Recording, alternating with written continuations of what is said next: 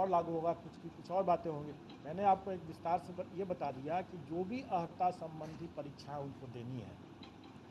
अगर वो परीक्षा 31/8/2023 तक संपन्न हो जा रही है, या अगर पहले संपन्न हो चुका है और उसका परीक्षा फल अभी नहीं हुआ है, तो भी वो दे सकते हैं। और परीक्षा फल उनको बाद में निकलता है तो भी वो दे सकते हैं, क्योंकि हम लोग जब उनका डॉक्यूमेंट वेरिफिकेशन के लिए,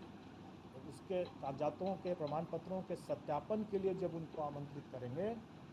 तब उस समय उन्हें उस परीक्षा में का एडमिट कार्ड, जिसमें वो कह रहे थे कि हम 31 अगस्त तक अपियर हो रहे हैं, उसका एडमिट कार्ड दिखाना होगा, और फिर उस समय उसका परीक्षा फल भी दिखाना होगा जब हम डॉक्यूमेंट वेरिफिकेशन के लिए उनको बुलाएंगे। सर यहाँ पे एक सवाल है,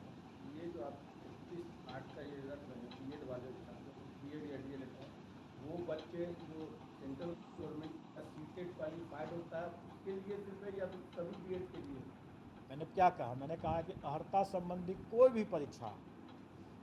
उनको, लेकिन ये नहीं हो सकता है कि अगर इस कट ऑफ डेट के बाद वाली परीक्षा में भी अगर वो बाद में अगर कोई परीक्षा होने जा रही है, अगले साल कोई परीक्षा होने जा रही है, तो आज झूठा डिक्लेरेशन दे करके वो अपियर हो जाएं, वैसा नहीं होगा। क्योंकि उसके लिए हम लोग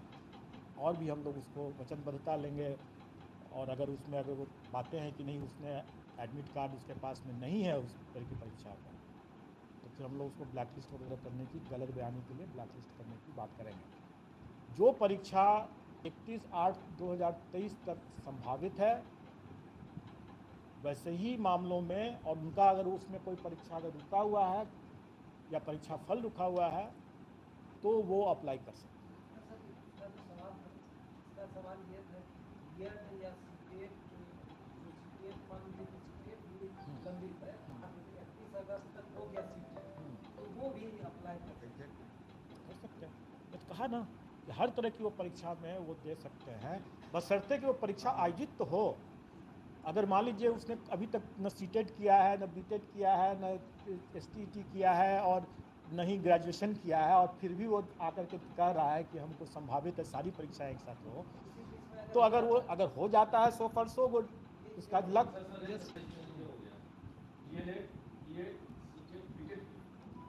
मैंने फिर से मैं बता रहा हूँ कि कोई भी परीक्षा अगर उसकी संभावित है तभी ना वो उसको उपयोग कर सकेगा, अगर संभावित ही नहीं है तो उसका उपयोग नहीं कर सकेगा। अगर वो संभावित ही नहीं है तो गलत बयानी कैसे कर सकता है वो? अब ये कहेंगे कि अगले साल वो परीक्षा होने वाली है, तो उसका दावा आज ही कर लें, वो गलत बात हो जाएगी, और वो दावा नहीं कर सकेंगे। और वैसा अगर गलत करते हैं तो फिर वो अपना चांस गंवाएंगे ही नहीं,